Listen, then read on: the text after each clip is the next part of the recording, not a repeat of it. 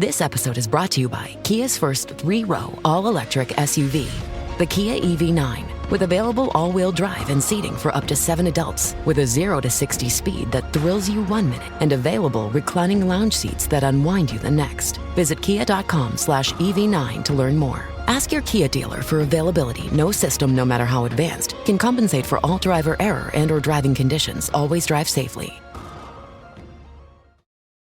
I'm Mo Rocca, and I'm excited to announce Season 4 of my podcast, Mobituaries. I've got a whole new bunch of stories to share with you about the most fascinating people and things who are no longer with us. From famous figures who died on the very same day, to the things I wish would die, like buffets. All that and much more. Listen to Mobituaries with Mo Rocca wherever you get your podcasts.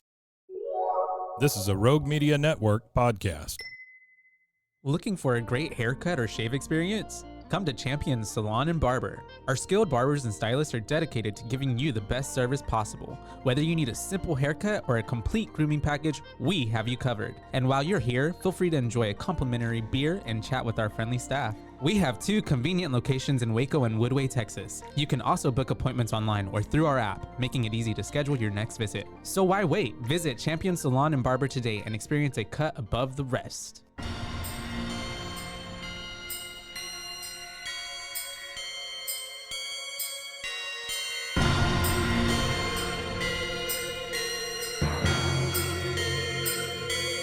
Boobies.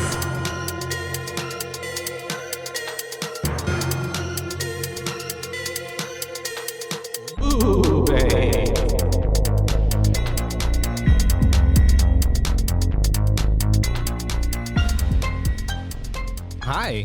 Hello, and welcome to Boobies. Boobies. Boobies. I was like, that's your job. I can't do it. That was a good effort. No. Yes, it was. I backed off midway. No, because all ghosts are different. Boo. You were like, Yeah, you know, I could just be a screaming ghost. Boobies. yeah. You were giving more like a really sad ghost passing by. Like moaning Myrtle. Yes, very like that. Boobies. I like that one. Well, you heard it. We're in Boobies. Boohoo bays. Boohoo Bays. And today we're going to be talking about The Sixth Sense. it's not the 5th, it's not the 4th, it's the 6th one. And we're seeing ghosts. All of them. All of them Hanging. together. Hanging. Vomiting. Vomiting. That one I've got a traumatic story to tell about. Oh, when really? we get to it. Yes. Because of the film or because of vomit? Because of the film. Oh, okay, got it. I mean, got I it. can just tell you right now. Yeah. Oh, no, let's wait till the moment. Okay. Yeah, for sure. Well, Okay. yeah, 1999. Directed by M. Night Shyamalan. And it's continuing our decades of horror. Yeah. We Saga? went from, 81 Yeah. to 99. So we It's a jumped really big jump. almost 20 years. But Or no. I really, I like that because it kind of like shows like, because we're kind of picking movies that are kind of like really popular and like well known from that timeline. You know what I Yeah. mean? Like we did Psycho, most popular horror movie probably of all time. Maybe not, but really up there. Really up And there. then we had Jaws, and then we had what was after that? We The just Evil did Dead. The Evil Dead. Like literally everything that, you know, The 80s had so much that we could have picked from. that's also very true. Yeah. But so we were just like, we could honestly do a whole month of 80s, and who's to say that won't happen? Mm-hmm. But it was, that was a hard pick. But we picked The Evil Dead since we just recently watched The Evil Dead Rise, and it was fun. Pretty So, good. It was a fun ride. Mm-hmm. Yeah. Yeah. It was good. I really, really do love that "Mommy's with the maggots now" line. Mm-hmm. So Put it on a good. bumper sticker. I honestly would. Mm-hmm. I'd put Or a that- t-shirt, merch, anything. Well, I don't know if you could do that without getting sued. But if they haven't done it yet, I mean, They should. they should. It's out there. Mm-hmm. Um, I'd wear a beanie cap with that on it. mm-hmm. "Mommy's with the maggots now." I feel like that's a conversation starter. Yeah. People It's a would be piece- like, it's a statement "What piece." The fuck? Or if they know what it's from, it's like, hey, You are common one of soul. us. Mm-hmm. Literally, join us. Join them. And so today with M. Night Shyamalan's movie, The Sixth Sense, we're going to be talking about some ghosties like we've been mentioning. And our breakout star, Mr. Haley Joel Osment. Yes. Just really, a wee pappy. Wee Pappy really putting those acting chops on display for however young he was at this age. Yeah, I don't know, but he did a great job. Yeah, like literally, He like had so much 8. inflection and stuff As with the kids how would he was say, talking. he left no crumbs. Yes. Mm-hmm. Yeah, Exactly. and Bruce Willis, of course. He ate. I thought you were saying he is 8. I'm dumb. No, he ate that thing up. No, I was like, is that what 8-year-olds look like? He probably was probably 8. Yeah, maybe. 9, 10-ish around that. Yeah. Yeah. He's just really small. 10-ish around 10-ish. there. 10-ish, something like that. Yeah. And yeah, I had watched this movie a long time ago, but just like everything else recently has felt like a new watch because there were so many things that now as an adult like that I did not pick up on when I was younger as a kid or in my teenager years. And the themes in this movie is pretty heavy and it's pretty like it's almost drama. You know what I mean? I would definitely say that like it is. telenovela. Yeah. But like with some camp and fear in it. It's really good. It's and really well done. Well-paced story. There's obviously, I think if you don't know, you should know, and everybody does know that there's a big twist towards the end of the movie. Big twist. But if you watch watching it in the perspective of like you don't know. No, watching it and knowing. Oh, in hindsight, they tell you the whole time. Oh yeah, it's like blatantly displayed. Yeah, and so because I was watching it this time, obviously having seen it before. Yeah. Knowing that. The big twist, and I was just like, it's right there. It's right there. Everything. There's no reason for you to think that he's alive. Otherwise, yeah. Yeah. But spoiler. Yeah. He's dead. Sorry, he's dead. He's a ghost. We always go full spoiler. So. But yeah, he's dead. And if you just pay close attention, like his wife, like whenever he first comes home, even that was when it was super apparent to me. Yeah. Like he came home, she only had one dinner place set. Yeah. She was in the bed. She had cried herself to sleep. Yeah, it was cold. It got cold, yeah. She had cried herself to sleep. Like she had tissues and stuff there, and it was just pretty obvious that she's going through something and she's alone. Yeah. Because it gave more than the vibes of like, just a marriage gone sour, especially because they weren't communicating. There was no talking to each other whatsoever. Yeah. Yeah. They never talked. And even at dinner, I was like, that's too much for her just like being grumpy at him, and then especially too, even whenever we were sitting with Cole's mom, Lynn, is that her name? I think so. I just called her mom. I said Cole's mom all the time. Yeah. Yeah. Whenever he was sitting with Cole's mom, whenever he was at the house, like the mom never actually acknowledged him. You just saw a shot of them sitting together and then her get up and go talk to him and stuff. They would try to make it seem like people's eye contact would make contact with them, but like they were just looking side glancing. Yeah. Or like Anna in the restaurant was looking at the people who were, making noise. Yeah. And looking at the empty side of the table. The mom's name is Lynn. Okay. Good to know. Lynn. Played by Toni Collette. Yeah. Like, hello. Her style, the whole film was so good. Yeah. She really, and talk about, she always knows how to like put on a different accent. But yeah. There was a few times where the New York accent really came through.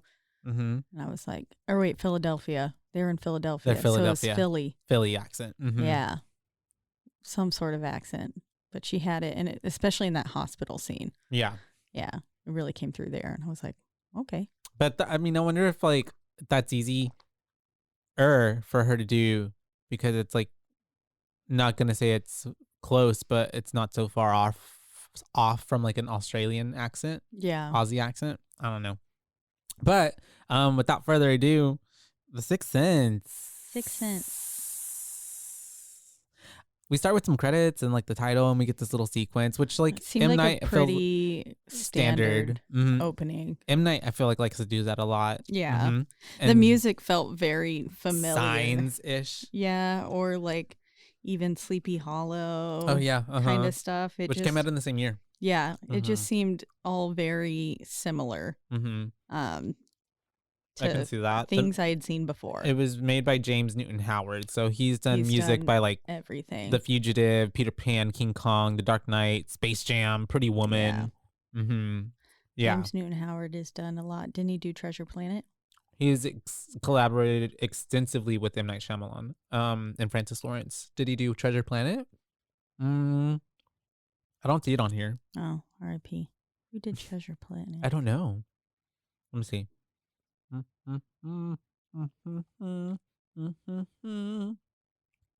No treasure. Oh, yes. I see it. Treasure there it is, Planet. right in the middle. It's one of my favorite soundtracks of all time. That's why you knew that. Yeah. He did that and Atlantis, The Lost Empire. Oh, do love Atlantis as well. They kind of go hand in hand. Oh, and he worked on Avatar: The Last Airbender. Oh, the live action? That's sad. No, not the... Yeah. Because of M. Night Shyamalan. Did. That's right. He was a director. Yeah, that was a... a choice. Yeah. But... Anyways, this movie. Pretty standard opening. Some chick in the wine cellar. Yep. Very... like, I felt like, okay, they're trying to set up like a creep vibe or like a eerie factor. Because it seems like she senses some type of presence down there with her as it gets colder. She hears something and something knocks or bumps, like a little bump in the night. Yeah. You know, whenever you're in the basement of anything or cellar, or attic, the walls make noise. Yeah, your mind tends to run amok with all the things that could be happening. Yes. And you can tell she's clearly drunk because by the time that she got down to the end of the stairs, she kind of wobbled a bit. Yes, she did. She wobbled a lot.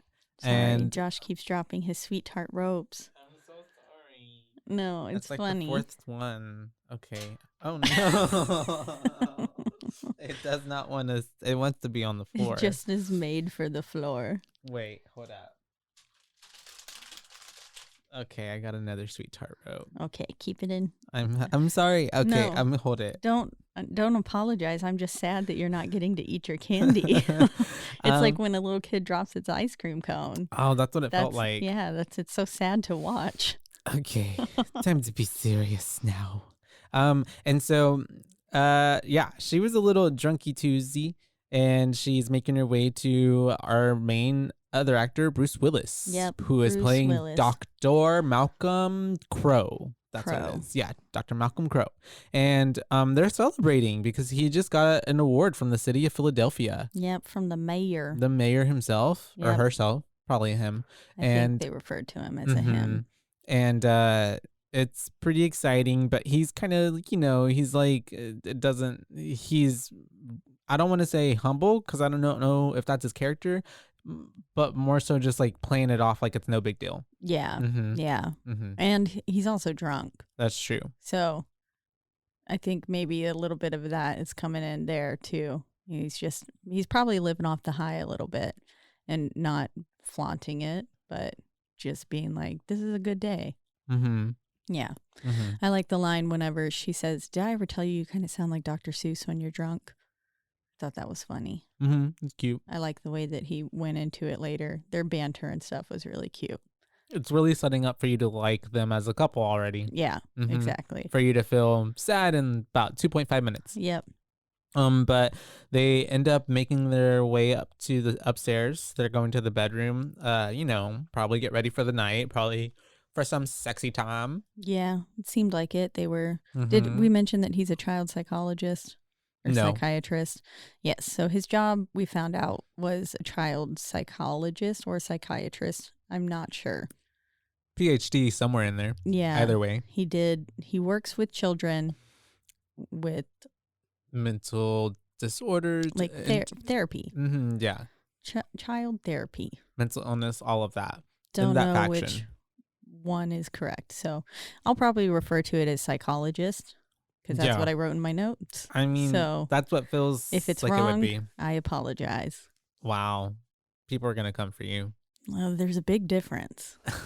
I don't know how to, what other we could say, but yeah, I don't know. Child doctor. The child doctor. In this case, not a pediatrician. So, who are we gonna offend, Caitlin? I don't know. All the doctors are gonna come after us. They could. Okay, it's all right. So he's drunk upstairs. Then all of a sudden, Miss Anna notices that the window was broken into and there's glass all over the floor. The phone is like, thrown on the ground askew. Yeah, not on the little hook. Beep, beep, beep, beep, beep, beep. And obviously someone has broken into the house. And then we hear someone in the restroom and we see a little shadow as well move in there. And which is so unsettling. That's very creepy. Yeah. And what's his name? Malcolm. He makes his way towards the restroom to kind of take a peek in there. And who do we see? We see Vincent. We don't know his name yet, but we do figure it out. We do. And he is stark naked, basically. He's in just his underwear. His tidy whities. Yeah, he's got his clothing all skewed about the room, and he's shaking. Yeah. He's definitely going through like some sort of like breakdown. Yes, he is unhinged and Very much so. having a clear, scary moment. And he's just kind of rambling and going on about how, he's afraid, he's scared. He doesn't want to be scared anymore. And he's telling the doctor, like, don't you recognize me? Don't you remember your own patients? You left me. You forgot about me. You failed me. And which is not really what someone probably wanted to hear the night that they got an award for doing the exact opposite. Yeah, which is probably why he chose that night to do it, to be like, yeah, you don't deserve this award kind of thing, assuming that he knew. I assume if you're getting a recognition from the mayor, there's a whole spectacle. Yeah. And they probably have some sort of write up in the paper about it or something like that. And I figured he could probably easily figure out these details. Yeah. And so, Malcolm immediately goes into his professional mode and is trying to, I'd say, talk this man out of the situation that they're in, seeing how he can figure out like what's going on. Essentially talk him off the ledge. And he ends up remembering, like, this is Vincent Gray. This was one of his patients. He starts to talk to him, and it seems like there might be some sort of like, okay, he can fix this. We'll get him to calm down. But I mean, right, not even but 30 seconds later, Vincent turns around and grabs a fucking gun. Yep. And before we can really even do anything about it, poor Malcolm gets shot, right? And like the abdomen. Yeah, the abdomen, and then like the lower left quadrant. Yeah. I have no clue what. Is your appendix on your left or your right side? Right side. So it would be on the opposite side, but in like that area, I feel like right where your waist is, hippie waist, right there. Yeah. Where your belt would be. But shot point blank, and then he shoots himself. Yep, he turns the gun unalives on himself. Yeah. And it's very sad. For like half a second, we see Anna rush over to him and kind of, and we get like an aerial shot of what's going on, but and not really any explanation. It's just kind of like, that's it. Because the movie is kind of, I feel like, told in chapters almost in a way. The way it fades in and out every time, and then at this point we do get a little fade to black, and it comes back in, and it's the next fall already. Yep. And then it sets the scene in South Philadelphia, so we know exactly where we are, because if it wasn't clear already, I don't remember because of the award, but because they called him Philadelphia Son. Oh, okay. But that's right. It was someone's son. Yeah. That was, I didn't know whose son. It was Philadelphia's son. Okay. Yeah. That sounds like some sort of like butter. Doesn't it? Can't believe. Son. Wasn't Philadelphia a type of, they make spreads. Cream cheese. Yeah, stuff like that. Yeah. Yeah. I feel like they make butter too. Yeah. I'm sure they do. Sponsor us, Philadelphia. we'll put cream cheese all over ourselves. I will. And I will do that so we'll quickly. be called, we'll be like our boobies. We'll be like a little ghost, but with cream cheese. I love cream cheese. Sounds good. Yum. I want some right now. I could eat a block of cream cheese. I can too. It's really good, especially with like the what are those buttery crackers? Oh, I don't know. They're so good though. Anyways. Oh, like the club crackers? Yeah, those. Have you tried it Yeah. with that? It's good with that. I've tried cream cheese many a ways. On the good bread. Well, I used to, whenever I was a child, What would you do? throw a fit if my bagel didn't have enough cream cheese to cover the center hole. Mm-hmm. If I could see through the bagel, like I would be pissed. I can see that. I needed it to have enough cream cheese to fully cover that. I don't think I've ever had a bagel. What? What? I don't think I've ever had a bagel. Well, I know what they are. This is not the place or the city to get a bagel. Oh, yeah. I don't feel like that was ever a thing really for me or like my family. It's or probably like a white people thing. Okay. I don't know. But I've never had a bagel. You should go to New York. Like I wouldn't know how to have a bagel. And get a bagel. Are those sweet or savory? They're both, right? Yeah. Yeah, there's both. You can get, I like both, honestly. So sometimes I'm in the mood for like a chocolate chip bagel. Okay. Yum. Or then other times I'm in the mood for like a Asiago cheese or everything kind of bagel or onion bagel. Yeah, I've never had a bagel. Cream cheese and other things. I'm just trying to think. I've had like croissants, croissant, and other breakfasty items, but not like, and like sandwiches, but I can't think of like a sandwich that uses a bagel bread. No, I was trying to make sure, like, have I had it in some capacity, but I've never had a bagel. Wow. Yeah. Well, bagel. We'll get you a bagel someday. It reminds me of bugle chips for some reason. You put them on your fingers and be a witch. I would put them on my finger and munch my finger, and then I'd be like, ow. Anyways, the more you know about me. And so in South Philadelphia, born and raised. No, I'm just kidding. I don't know. But that's exactly what my I was did like, too. Yeah, I was like, oh, he's alive. I guess he's alive. He made it. Good thing to know. And he's watching a kid. He's watching a little boy, and that's looks Haley Joel Osment. Yeah, like he's just studying notes from across this like child's home, and then he like gets up and looks like a child abductor. Yeah, because he gets up and starts following him, and then Cole starts running, and then he starts running, and I was like, this just looks so sketch. It really poor did. Cole, he must have been terrified, especially because it's a fucking ghost. Yeah, chasing him. Literally, like the sheer terror. Aww. And so Cole ends up running into a church. Yep. Which right off the bat, you're thinking like, okay, why are we going there? And it's because he was fucking running away from a ghost. Yeah, he was trying to get to a safe haven, a sanctuary of sorts. And what does Mr. Malcolm do? He walks right in. Walks right in. And he starts talking to him. And as he approaches him, Cole is speaking in Latin.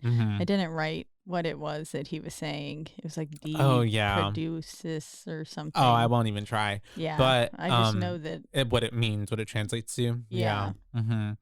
But he says this shit, and Malcolm's just, listening to him, and he starts to talk to him, and he's like, what does he say? He's like, hello, you're gonna be my new patient or something like that, or I was supposed to see you today. That's right. Yeah, but I missed our appointment. I'm sorry about that, kind of thing. Yeah. And he's trying to like set the ground rules and or break the ice. Icebreaker. Yeah, and get to know Cole a little bit better. I keep stuttering because I'm like Haley Joel Osment, but it's Cole. Cole Sprouse. Cole Sprouse. There we go. But he starts talking to him about his little figurines and then asking him like, what do all of his figurines speak Latin and stuff like that? And he was like, no, just this one. And then he talks about his glasses too. Yeah. How they don't have lenses. And he was like, they're my father's, but the lenses make my eyes hurt. Yep. So he took them out. Yeah. Smart kid. He looked really cute in those little glasses. Yeah. He's such a little businessman. He was very cute and very like little adult, like little cute. Yes. Yes. It reminded me of a little bit of what was his name? Aiden from The Ring. Oh, okay. Little businessman kid. Oh yeah. Not as but creepy, Aiden was very though. creepy though. Yeah. Very creepy. Not as.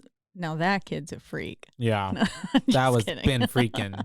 But yeah, we are talking a little bit more, and then at this point, I think this is just setting up like their relationship, and then Cole is gonna leave, and he asks Malcolm, he's like, am I gonna see you again? And you just kind of get like a nod, like, yeah, they're gonna be seeing each other. Yeah. And Malcolm says, if it's kind of like asking the question, like, if that's okay with you, and Cole just kind of walks off, doesn't answer, and he takes, I love how he snatches that little figurine, the little thing. Jesus or something. One of the wise men, I don't know.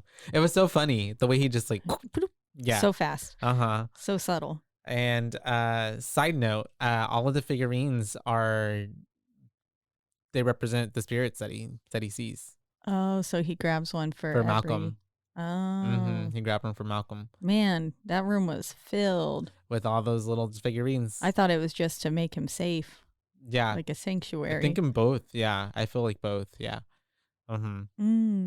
Interesting. I like that. And so he ends up leaving, and then he's back at home, and we see that Anna ate alone. He was late. And it gives you the vibes of like they're not doing okay. He's neglecting her for work, which that kind of already was set up at the beginning when she was like, she said, you put me second to, she was like, when you put everything second, even me. Yeah. So, there's a little bit of resentment that's already been brooding. And it really sets you up to be like, okay, this was the picture beforehand was, maybe not so happy marriage. And, she's asleep, right? And he's trying to like talk to her, and we just see that she stutters and gets cold. Yeah. And that's pretty much she's got tissues on her hands. Yeah. She like clear that she kind of cried herself to sleep. And with the lights on and everything too, which if I fall asleep with the lights on, I'm not in a good state. Right. I feel like that's a clear indicator that you're not okay. That's true. Yeah. And it's not normal behavior. And so he ends up walking out of that room, and he wants to get his paperwork, I believe is what he's trying to get. And he's trying to open up this door with the red knob on it, but it won't open. I believe is for the cellar. Okay. Is that what it is? Yeah, Got I it. think it Oh, is okay. That's how you get to the cellar. Yeah. Got it. And so his office shit is in the cellar. So he's down there now. We see him. We didn't see him open or walk down there. We just see him in that room now, which is kind of a setup for everything else, because throughout the whole movie, you never see him really open any doors or interact with anyone else other than Cole. Yeah. So your only indication is just that, like, it's just a lot of hints that are like, oh yeah, we should have realized the whole time he's dead. Yeah. Oh, yep. He just kind of appears everywhere. We see him walking down the street, and of course, whenever Cole's taking little trips and stuff, like on the bus over to the little girl's funeral and stuff, we see him taking the public transportation. But other than that, we never really see him get anywhere. He's just kind of always there. Yeah.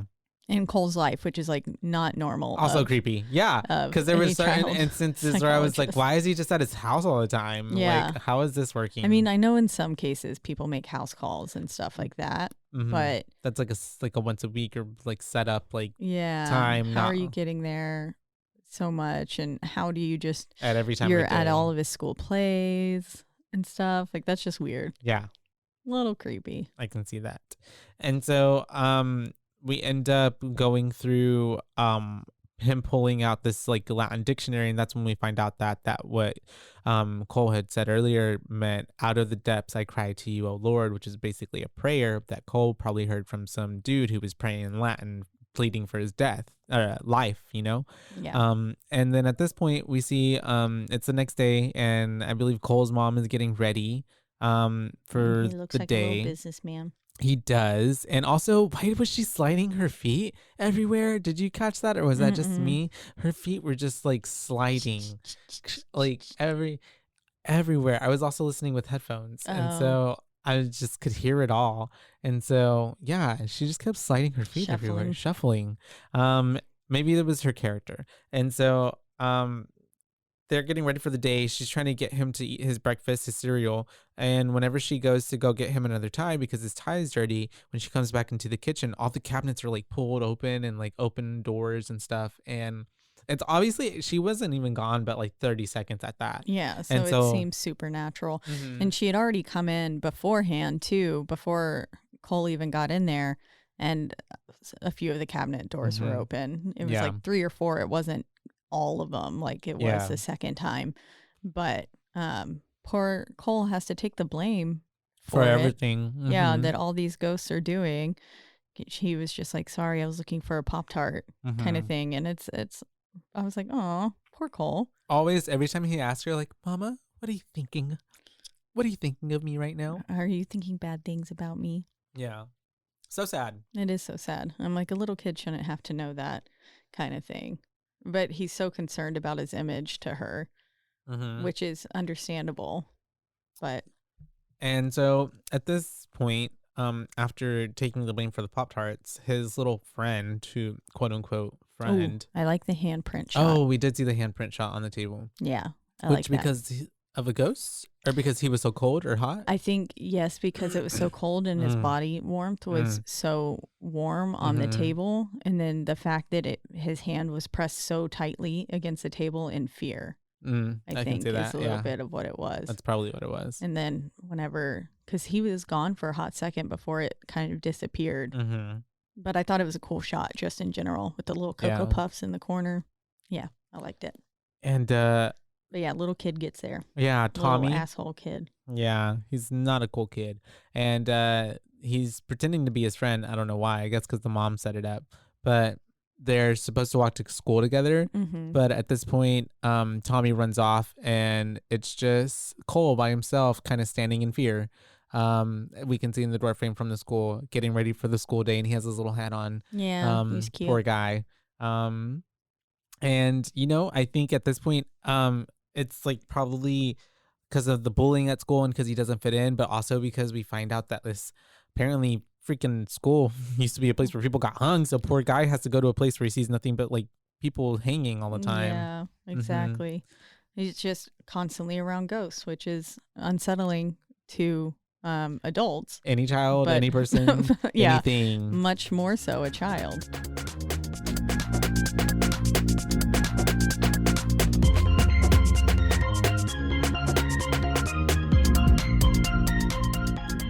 Did you know you could be putting oil and chemicals in your coffee? I love coffee creamer, but I don't think I've ever turned the bottle around to actually see what's inside. When I did, I found out many of my favorite creamers contain ingredients I would never intentionally add to my coffee cup, like canola oil, dipotassium phosphate, and artificial flavors. Laird Superfood all started when big wave surfer Laird Hamilton needed morning fuel that could allow him to spend the entire day chasing the ultimate wave. He couldn't find anything in the market that met his ingredient standards, so made himself the ultimate plant-based creamer. Laird Superfood started and launched its first product, Original Superfood Creamer, in 2015. Laird Superfoods contain no artificial flavors, colors, or additives, and no sugars from highly refined corn syrup. All Laird products are sustainably sourced and thoroughly tested to ensure that you're incorporating the cleanest, finest fuel into your routine. All Laird products are also made of all-natural whole food ingredients, and they are crafted from the highest quality all-natural real food ingredients. Are you ready to feel more energized, focused, and supported? Go to lairdsuperfood.com and add nourishing plant-based foods to fuel you from sunrise to sunset. Use our promo code BOO at checkout to save 15% off your purchase today. I love smoothies, but I don't love smoothie bar prices. With my BlendJet 2 portable blender, I can make smoothie bar quality beverages for a fraction of the price. BlendJet 2 is portable, so you can blend up a smoothie at work, a protein shake at the gym, or even a margarita on the beach. It's small enough to fit in a cup holder, but powerful enough to blast through tough ingredients like ice and frozen fruit with ease. BlendJet 2 is whisper quiet, so you can make your morning smoothie without waking the whole house. Lasts for 15 plus blends and recharges quickly via USB-C. Best of all, BlendJet 2 cleans itself. Just blend water with a drop of soap and you're good to go. There are also over 30 plus colors to choose from. I myself chose black because it matches the color of my soul. What are you waiting for? Go to blendjet.com and grab yours today. And be sure to use the promo code BOO12 to get 12% off your order and free 2-day shipping. No other portable blender on the market comes close to this quality, power, and innovation of the BlendJet 2. They guarantee you'll love it or your money back. Blend anytime, anywhere with the BlendJet 2 portable blender. Go to blendjet.com and use the code BOO12 to get 12% off your order and free 2-day shipping. Shop today and get the best deal ever.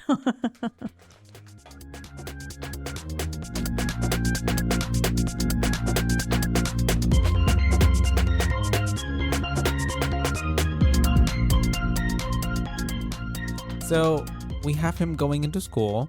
And at this point, I think this is him coming home from school already. Yeah. It basically just, he goes into school and then he comes right back. But that's it. It's just like, bloop, bloop. We don't really get an interaction at that point. No. But we do have him coming back home, and his mom and Malcolm are sitting there in the middle of the living room. And it makes it already seem like maybe they were having a conversation, but we don't see them have one at all. Maybe died. And because he came into the room. Yeah. And so she stands up. She goes to greet Cole. Yeah. And I love this sweet little interaction they have of like saying things, I guess, that they wish would have happened. Yeah. Yeah. I was like, oh, that's so sweet, but also kind of really sad. Depressing. Like, honestly, though, it was actually more sad for me. I was like, I don't think that's a cute game. Oh, yeah. That just makes it like rub it in even worse how shit of a day it probably was. He sounded like he was about to cry whenever he was talking about his, which made me think, I was like, damn, his acting. Well, his voice really a lot solid. of the times was at some points was very like that, not high pitched, but like that frail almost sounding. Yeah, like just very timid and scared. Yeah. Yeah. Like in a constant state of fright. And he ends up telling her, all that stuff about the day. And then she's telling him how she's going to make him triangle pancakes, which I guess she has a mold. I don't know how you do that, but okay. Triangle pancakes. Or you cut them. You cut them with the cookie cutter. Oh. That makes sense in my brain. Which is also a waste of the sides. Yeah. Maybe she eats those. Maybe. Yeah. And so she said, you have an hour, which I think makes you think. She's talking to them as like, y'all have an hour. Yeah. To, talk through the therapy. And because I was like, man, it shouldn't take you an hour to make pancakes. Yeah. Unless it takes that long to make them into triangles. Maybe. She's doing it the hard way. Maybe she makes like a pyramid.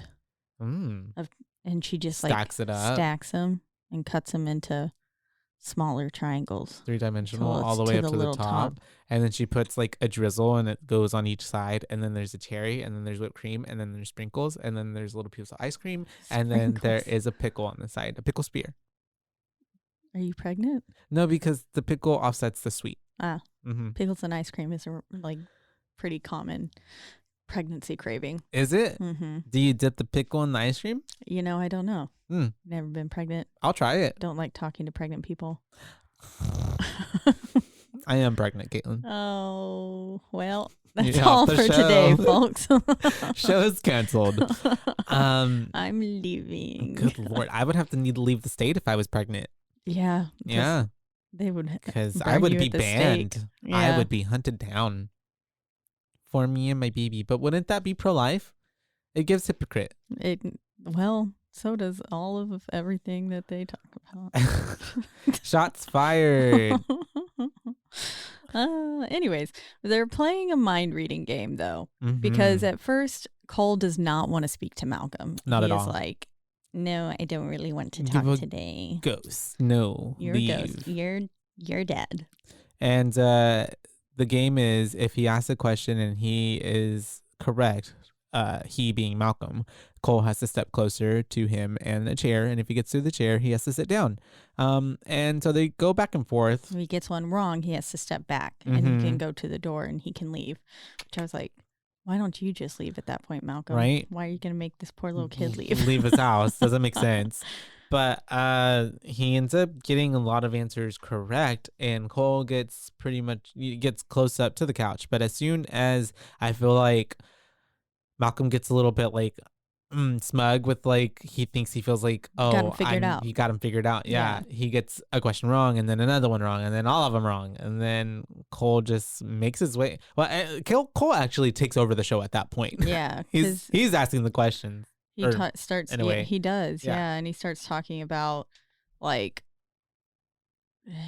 just like what happens at school after About his drawings. Yeah, the drawings. And he said like that he drew a man with who stabbed another man in the neck with a screwdriver or something. Yeah. And everyone was really upset about it. They had a meeting and mom was involved. And then he asked like, well, what do you draw now? And he says rainbows and people smiling and stuff like that. They don't have meetings about rainbows, which was like, oh. But they do. And it's called gay bashing and anti-LGBTQIA plus legislation. So it happens. It does. It really does. And too many rainbows, right to jail. For real. But kid. Back to the show. He ends up telling Will this come Malcolm, out in time for June? We'll make this. I don't know Pride how this month. works, right? It's special. Rewatch. And so we have Cole telling Malcolm like, hey dude, you can't help me. Like there's nothing you can do. And adios, sayonara, peace out, deuces, my dude, I'm leaving. Yeah, that's just it. He goes, bye. And we don't see Dr. Malcolm talking to mom or being like, hey, this is my analysis for today, or this is, I'll see y'all tomorrow or whatever. It just, we have Malcolm coming home now. And, oh no, sorry. He lost track of time and he was heading to a restaurant. Yep. He makes it to dinner and we see Anna sitting there by herself at this nice restaurant. And he gets up and he's like, oh, sorry. I thought you meant the other Italian restaurant I asked you to marry me in kind of thing. So it's a very special restaurant, as we know from that. And it's clear, like, she's all done up really pretty. She looked beautiful. And he just kind of keeps going on and she's never responding. He's just talking at her, basically. He's just kind of making up excuses and trying to say he's sorry for his tardiness and stuff. And like you said, she is not responding. And he even tries to grab a check when it's brought to her, but she beats him to it. Yep, she beats him to it, and then she basically just says happy anniversary, gets up and leaves, which was really sad. A lot of it really, when which is, and from a perspective of like, oh, you don't know the twists, like it does seem very like, it's believable. Like it seems like she's just being very cold shoulder. I would It be was pissed their if- anniversary and he forgot. Yeah, exactly. And you be really think of him like, upset. damn, why are you so shit, dude?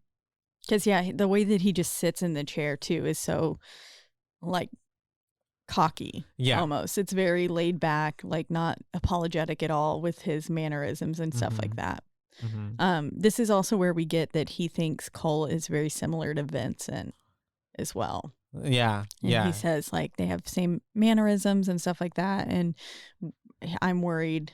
I want to help this kid. That's why I'm spending so much time on him, is because I don't want him to turn out like Vincent and Just say that same I way. failed him. Yeah. And you think that like she would say something to be like, oh, I can see why this would be important, but like no, like there's no, like we said, She's fed up. interaction. Yeah. But she leaves and it was their anniversary. But the next day I believe we are at or no, what's his face is talking to Cole about the Tommy situation. Yeah, they're walking, I believe, to school or something. Or maybe just somewhere, because I think they end up in a weird room. Maybe they're walking home. Yeah, because at this point they're just having a conversation where it's setting up how him and Tommy ended up walking together because his mom set it up, and then because and why all the kids, like how all the kids call him a freak. And this is whenever Malcolm has a heart to heart with him, and it's just like, don't you ever let anybody, call you a freak. Like, don't let that happen. And at this point, that he doesn't want to tell his mom things because he doesn't want her to look at him like he's a freak too. So again, he's very concerned about his image and how he looks to his mother, especially her. Yeah. Yeah. And all while we're talking about her, we are also flashing over to her, and she's cleaning the house, and the house is really cold, and she's cold, and you can see that she is looking at some photos that are on the wall in frames, and they're all of Cole, and she notices that there's like a glare in all the pictures that he has. He's got a ghost with him in every single photo. All the spirits, yeah. And I'm just like, how is she only noticing that right now? Yeah. How did you not notice that as you were framing them and putting them up and looking at them? But I don't know, maybe the dad did that before he left. Maybe that was his doing and mom didn't do that. I don't know. Yeah, and at this point, like you said, they do end up in what I thought is their living room, right? Because him and Cole are talking, and they're just in this room, and Cole's behind the couch. Yeah. Yeah. I wasn't sure if it was their living room or what. Yeah. I couldn't tell with the furniture. I'm not familiar enough with Cole's house to be able to tell. Same. where So I've never were. been invited, so I don't know. Yep.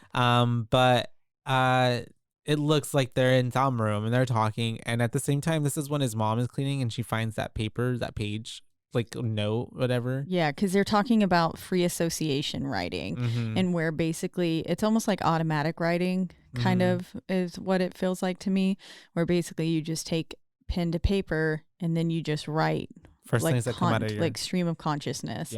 Yeah, everything that just comes to you. And he asks Cole, "Have you ever tried free association writing before?" And Cole says, "Yeah." And that's right whenever mom finds it paper that says like, "Quiet the damn baby, I'll kill you all kind of thing," which is like really scary to find that written by your child. I'm surprised she didn't maybe react more to it. I would have been like, I feel like at this point though, obviously they have been having issues, so I think it wasn't as big of like a what is this, or I think it was also more of a like, please don't let this be yours.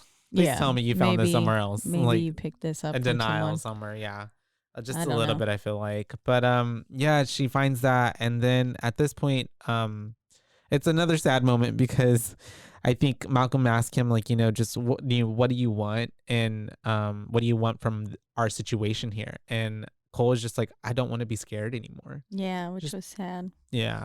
But also very reminiscent of what Vincent kind of said. He was like, "Do you know what it's like to be afraid every time you're alone?" Yeah. And then now there are some parallels that can be drawn between the two of them. Yeah.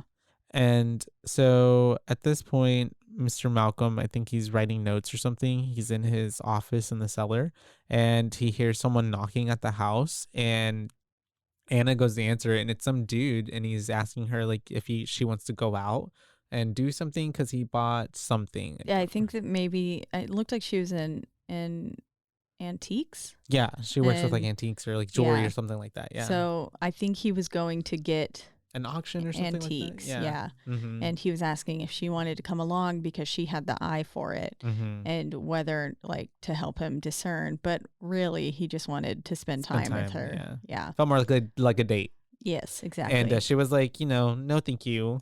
Curbed it. And then what did he say? He was like, yeah, keep moving, cheese dick. Yep, keep moving, cheese dick. That's funny. Now it's the next day, and we're having a school lesson at school. We finally get to be in the school. And this is whenever his teacher is asking the question to the class, like, does anybody know what used to be the capital of the U.S. before Washington, D.C. or capital? I don't remember. Yeah, Washington, D.C. It was Philadelphia. Yeah. And so I felt like I got the D.C., like the capital wrong. Oh. Is it just D.C.? It's just Washington D.C. Okay. Yeah. I don't know why I was like, wait, is that right? Or is that wrong? People call it D.C. Just D.C., right? But yeah. And so the capital. And then he asked them if they know what the building that they were having school used to be. And Cole raises his hand, of all people. Yep. And he says very matter-of-factly that this school was used before this was used as a school. It was used to hang people here, and that they were torn away from their families, and like basically he really goes into it's really deep and dark and like very just like matter of fact, tears like you said, pouring down their eyes and stuff, and then they were just hanged. It's really grim. And he was like, the kids, I love how even the kid who was writing on the chalkboard, but like as soon as he said they used to hang people here, was just like, what? Yep. All of them. The whole class turned, and it was like, oh. And even the teacher's like, no, you're wrong. Whoever told you that was probably just trying to scare you. And then at this point, the teacher is looking at him, and the whole class is kind of staring at him. And Cole is just like, don't look at me like that. I hate when people look at me like that. Yeah. Yeah, just like that. And getting very upset and with the eyes on him, which I would be too. Yeah. In that situation with everyone just ogling at you. And then the teacher is starting to be like, how should I look at you? What do you mean? I don't understand. The teacher did not respond. He's like egging him on. Great almost, way. In a way. It's like poking the snake, And then somehow because I guess a ghost told him, maybe, I don't know. I'm assuming, yes. Right? Some That's, ghosts. I think, what you have to assume. Yeah. Is that told he called him Stuttering Stanley. Say it. Stuttering Stanley. Stuttering Stanley. Stuttering Stanley. Just like that. And Yep. he's yelling it. And he said, you talked funny when you went to school here. Mhm. So we can assume that there's ghosts from when he went to school here, We're which like, we do "That see kid used later. to go here, and he stuttered really bad. Yep. I guess, yeah. Which And is so just, can you imagine just a ghost sitting there just gossiping? literally telling all your bullshit. It's like, he used to go here, and when he went here, he talked really funny. He was not cool whatsoever. Now he's a teacher. And so that's whenever, and I was like, wait, is he a mind reader too? No, but he's not. He's He's just not got ghosties. Telepathic. And so he got in trouble, I'm assuming. So he's like at the school office, and Cole is visited by Malcolm, and Malcolm tries to show him this really dumb magic trick to try to make him feel better. And I love how Cole is like, that's a dumb magic trick, but yet tries to do the magic trick later. And I love how he was like, I didn't know you were funny. Yeah, it was a really savage line. For real. Cole was being very moody in this scene. Mm-hmm. But then we basically get home right after that, and we come in to see Anna watching their wedding videos. Yep. And she looks, kind of sad. Obviously, she's very sad, and she's taking a shower, and she is on antidepressants. Yeah, he finds Zoloft in the medicine cabinet. Which, have you ever been on Zoloft? No, I should probably get on it. Oh, Zoloft is I did not do well on Zoloft. No. Yeah, I don't know. No, it caused me to have like intense, even more anxiety, like paranoia level. But were you depressed? Yeah. Okay. It also gave me insomnia, which is like one That of the adds to rare it. side effects. Like 20% of people get insomnia. Most of the time it makes people sleep too much. But for me, I couldn't sleep at all. Yeah. And that was really bad because I was working like 4 jobs at the time, and I needed to be sleeping in the small time that I could sleep, but I Sufficiently. couldn't. Yeah. It was a Efficiently, mess. my bad. Yeah. Not a fan of Zoloft. Yeah. And so, but it's a common one that they'll prescribe you. and he moves on from that, I guess, pretty fast, because now he's trying to get back to the cellar, but it's locked again. And then we just move on to another day, and Cole is trying to show the same magic trick that Malcolm showed him to another kid, and that kid is like, that's dumb. Yep. And he was like, it's supposed to be funny. He's like, nah, it was just stupid, it's just bro. stupid. Mm-hmm. Yeah. Which I thought was pretty lame, because like, why can't we just be nice to Cole? You know what I mean? That's too hard. They're kids. Kids are mean. It's true. They're savages. Yep. Cutthroat. And as we see later on, they are sticking to that mean nature, because we hear Cole goes upstairs because he sees a balloon go up, and he follows it up the stairs into this little like dumbwaiter thing. Yeah. Kind of is what That's what it looked like, or a little closet, a very odd little closet. Quasimodo. Croissant. Croissant. Very odd little closet though. And he hears this intense yelling coming from it, saying like, I'm going to get you. No, I'm just kidding. It wasn't saying that. Kind of. It was very like, if you come in here, I'm going to. It was like, open this door. Like, that's right. Let me out. Lad or whatever. Let me out. Let me out. I swear, like, let me out. It started getting really. And if you don't let me out, I'm going to do something. I don't know. Yeah. Started getting really violent sounding. And then the Tommy, whatever, the crap kid and his friend look at him up there and see him. So they start to walk up. And also, why does this little kid want to be an actor so bad? He's always talking about acting and like commercials and whatever. He was in one his little commercial. And so they go up there and they are asking, well, they're basically tricking Cole, like, hey, do you want to be in our play? And they're like, Cole's like, yeah, and he just wants to be included, which is so sad. And they're like, okay, it's called something in the dungeon. Yeah. You're locked in the dungeon. Playing locked in. That's what it was called. Playing locked in the dungeon. Okay. And then they pick him up and they shove him into the tiny little hole. Yeah. Basically, like, what bullies do to kids and put them in lockers. Yeah, that was what they did to him. And they locked him in, and Cole immediately starts freaking out and like just thrashing, screaming. it seems like, and really having a panic attack to where even the mom could hear him over like all of the music and noise that was going on downstairs. Which is pretty scary. And the door wouldn't open when she was trying to open it up as well. I can't believe the other parents were just standing there too. Same.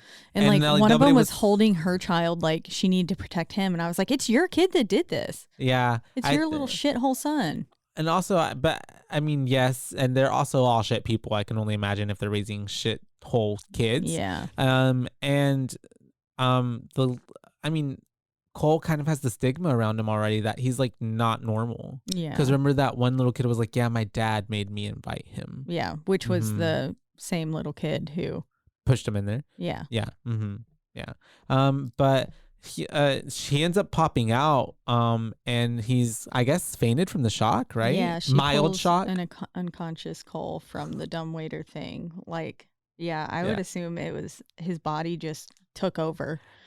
He got remember the kid from Jaws? He had mild shock. Mild shock, yeah. He's got to stay in the hospital overnight. Literally. But yeah. And this poor Lynn, because at this point, freaking CPS and the doctor, who is M. Night Shyamalan, is like trying to explain to her like he's got some cuts on him that are pretty questionable. So like, we're gonna have to ask you some questions. Yeah. Yeah.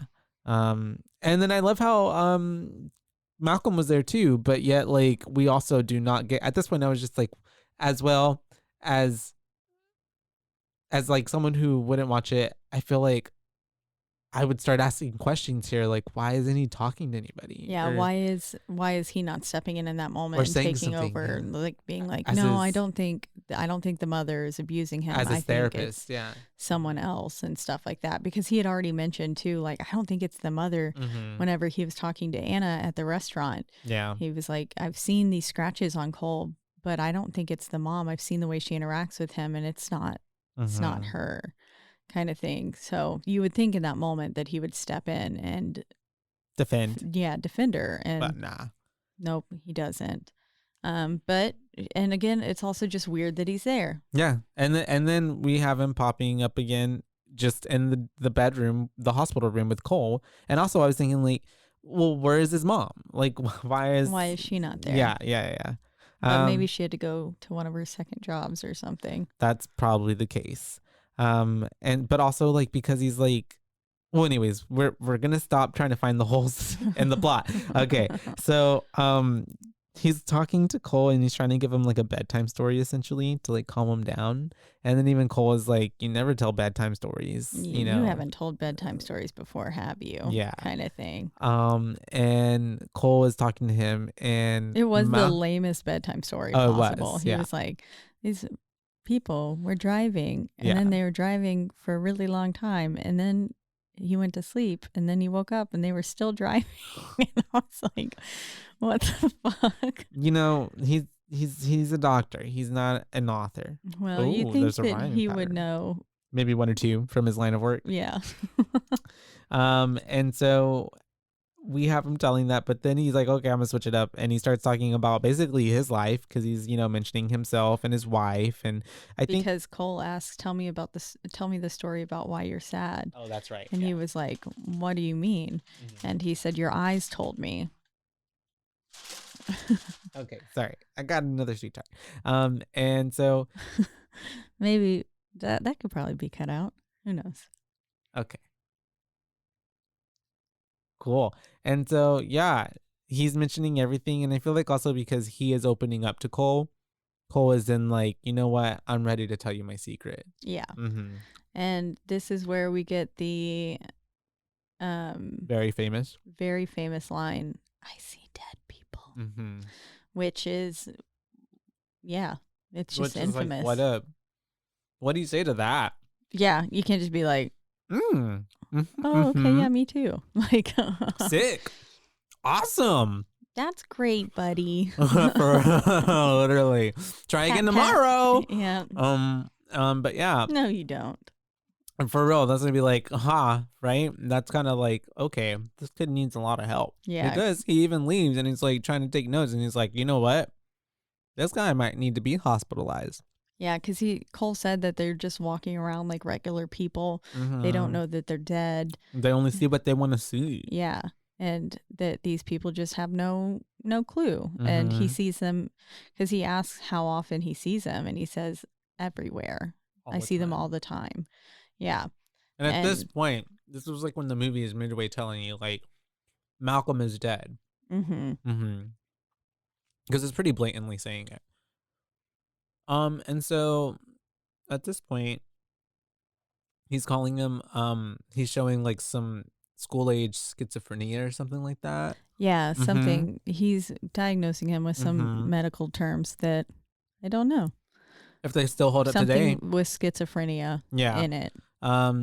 And we go to mom bringing Cole back home now. Yep. And she brings him home, lays him in the bed. And at this point, she's, and it's so funny because this is so true. Like how kids stay asleep like that when you're trying to just like take them from a couch or put them somewhere to a bed. It's so wild because I feel like you can't do that with us, can you? No. I guess I'm too big. Nobody's ever tried that with me before. But I'm like, that's why I feel like you definitely wake up. You know what I mean? That's so crazy though that they just like they knock out. Yeah, she notices that he has a hole in his sweater.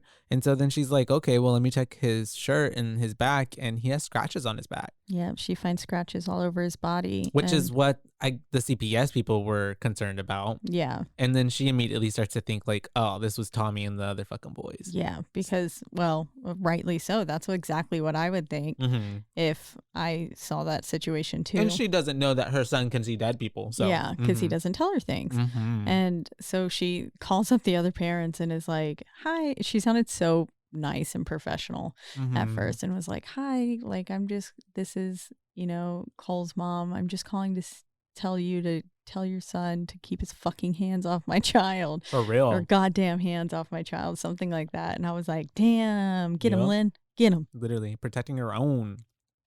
And then we flash forward a little bit and Cole is waking up in the middle of the night and old boy got a potty. Gotta pee, just like I do right now. And he ends up. Do you need to take a break? No, it's okay. I think I can make it. You can make it. And so we're almost there. Cole ends up running to the bathroom and we see that the temperature is dropping in the house. So we know that steadily dropping. It's just going like boom. It's very Danny Phantom. Now we're in the ghost zone. And so we see someone walk behind him. And our frame of view. And the music really cues you there too. It's like ding.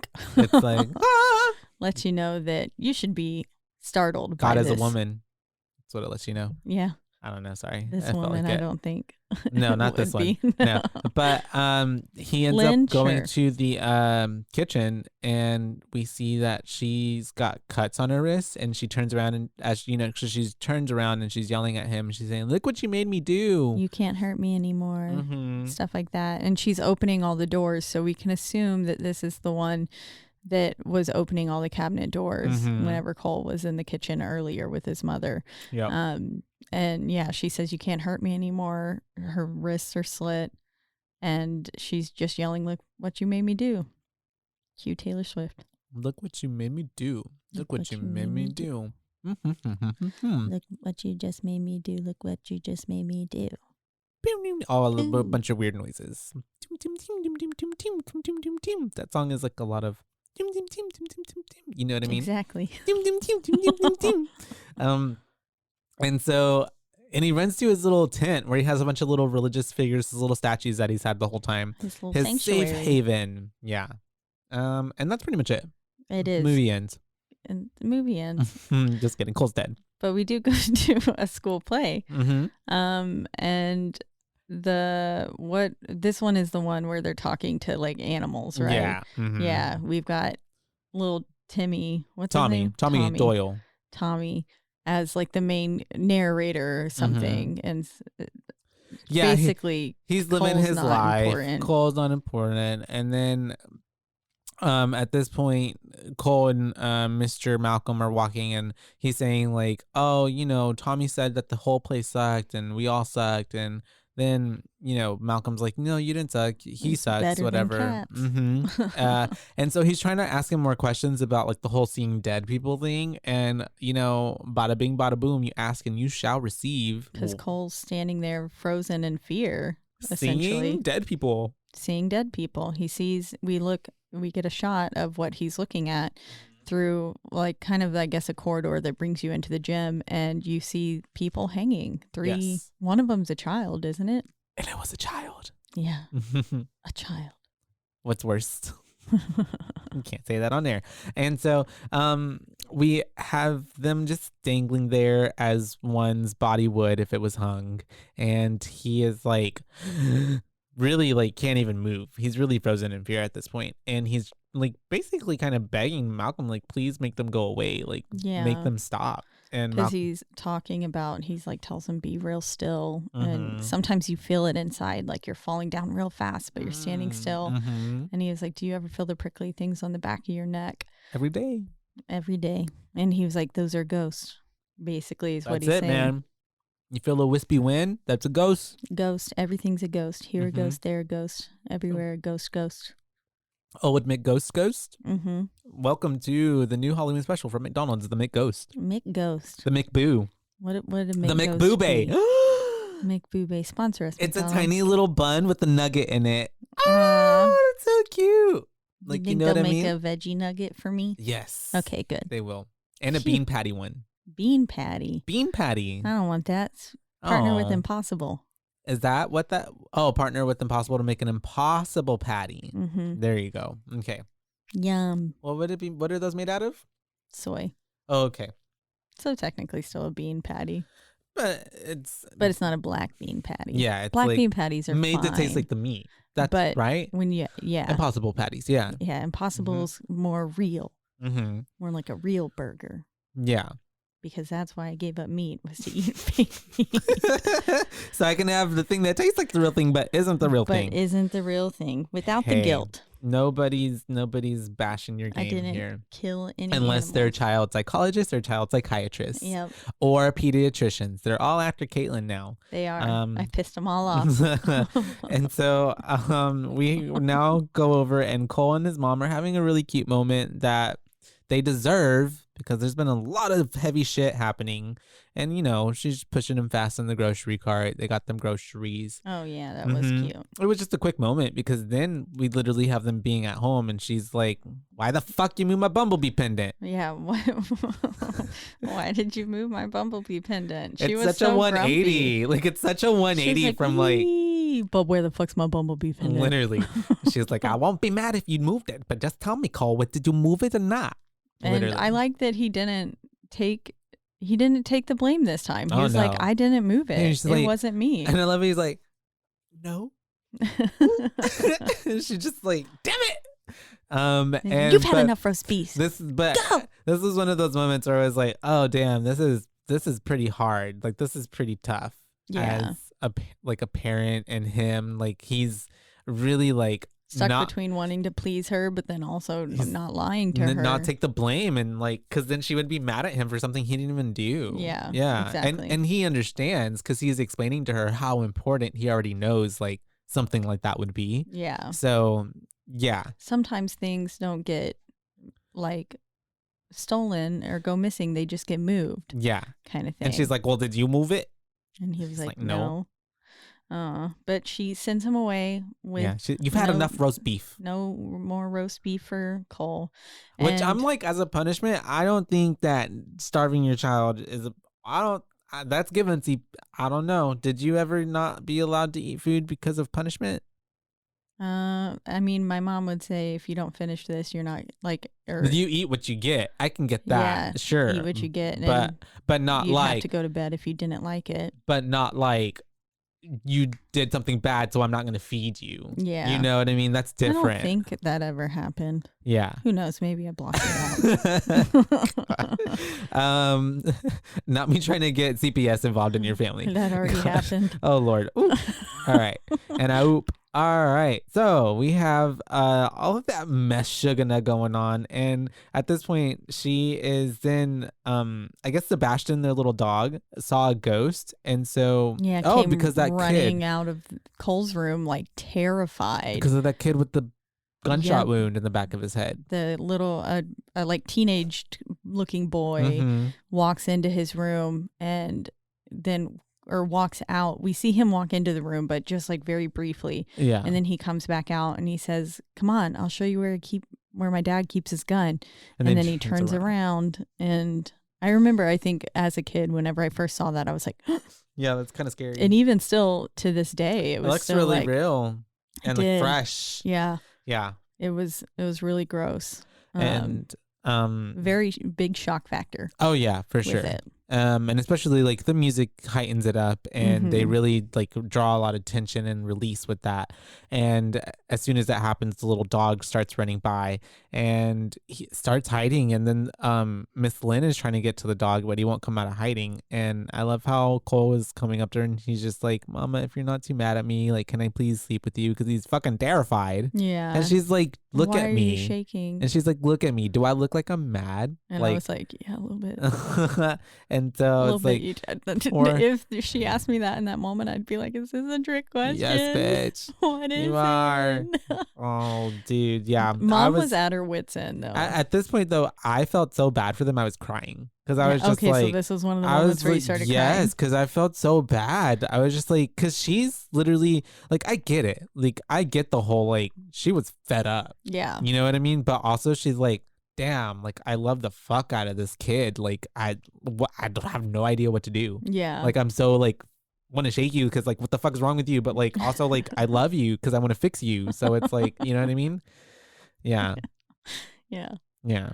Oh. So that's why I was like, damn. But I was wondering what other parts you cried in because I only cried at the end. Oh, really? No, I cried at that part because I was feeling really bad for her. Is that the first area where you cried? Yeah, that was the first time. Okay. Because it's not the last. Not the last. Yeah, I was interested to see which other times. Yeah, and also because Cole was like, imagine Cole being fucking terrified, and the one person that he finds like solace in was mad at him for some shit that he didn't even do. That another ghost did. Literally, like his like perpetual hell. Like that's so bad. And then the only other person he can talk to is also a ghost. Literally fucking hell. And he knows it. And he's like, but this fucking Dr. Ghost doesn't I'm even. only 6. And I think it's funny that Cole, like 8. I love how Cole also like never burst Malcolm's bubble. And he's like, dude, you're dead. Yeah. You know what I mean? Like he never is like, you're dead. You're dead. Because he obviously knows that he's dead. Yeah. But he knows that Malcolm doesn't know he's dead. And for some reason, he never is just like, I feel like he allows him to like, he comes on that realization at the end. And especially when Cole is like, I'm not going to see you again, am I? You know? And he's like, no, because they both get that like whatever. But yeah, I don't know. Because that's a lot tied into it too. Because at any moment, he could have just been like, you're a ghost. Yeah, exactly. You're dead. Just spilled the beans. The tea, as one would say. Tea. The hot goss. The 411. Milk. The 401k. I don't have that. Me neither. Is it 401k? Yeah. Yeah. See, I didn't even know what the proper name for it was. And so Anna, we're going off. Jana. Anna is showing a ring to this couple, and she's doing her best as a salesperson because I love how the husband's even like, can we look somewhere else? And she just keeps going on like, but you should try it on. Yeah. And as soon as, if someone's going to try on something they already like, they're not going to want to get anything else. Yeah. And I think it just also just goes to show like Anna's character a little bit because we don't necessarily get to see her a lot. Like, because there's no interaction between her and him anymore. And we're getting a lot of like two-sided stories essentially. Yeah. Mm-hmm. And it gives her an opportunity to explain and give kind of a beautiful sentiment about the ring and in antiquities and stuff that she has there. Mm-hmm. And says that when people own things and then they pass away, it's like a little fingerprint gets left behind on it. And each of these items has a story kind of thing. Every kiss begins with death. That's what it's giving. I love it. Yeah. And so they end up buying the ring. And she's like, okay, I'm going to go wrap it up for y'all, whatever. And she goes upstairs and we see that guy who was, coming over the other day, and he gives her the ring. Oh, no, sorry. Oh, blah, blah, blah. She gives him a gift. Yeah, because he brought in some sort of antique, like Bench little setting, yeah. And then she gives him a book as a present. And then it's a first edition. Yeah, first edition. And then they have this little moment on the couch where it almost gets a little too intimate. They like hug and then they almost kiss. A little too long, yeah. And then all of a sudden we hear a shattering coming from the front of the store. And someone threw something into the window of the door. Very hater nation, very hater raid. And then we do see that around the corner. Who is it? Cole. Nope. Cole was like, fuck you, bitch. For real? You're sleeping around on my doctor. Fucking asshole. It's Malcolm. It's Malcolm. Malcolm is very grumpy that his wife was hugging another man. And he was watching. Yep. And so he did what any ghost would do and made a disturbance. Yep. Yeah. In the only way that he knew how, which, I think that has to speak a lot to his strength and probably the connection that the two of them had to be able to get that big of a reaction out of the real life. And because a lot of the times it's so hard for ghosts to communicate or stuff like that. Communicate and stuff like that. So, and that's why they're always seeking vessels or other things to try to talk to things. And then throughout the whole movie, even at the end, because where you were crying, I'm assuming is where we get the finally they're free and they get to let go of each other. Yeah. Because he was holding on so much that she couldn't even live her life. Yeah. That's how bad it was. But yeah. And then the movie's over. No, I'm just kidding. And so Malcolm is trying to give up on Cole the next day because he's realizing that this relationship that he's building with Cole might be interfering with his home life and his he's neglect. Losing his family. Exactly. Basically. And I love how Cole is literally in tears, don't give up on me. You can't do that.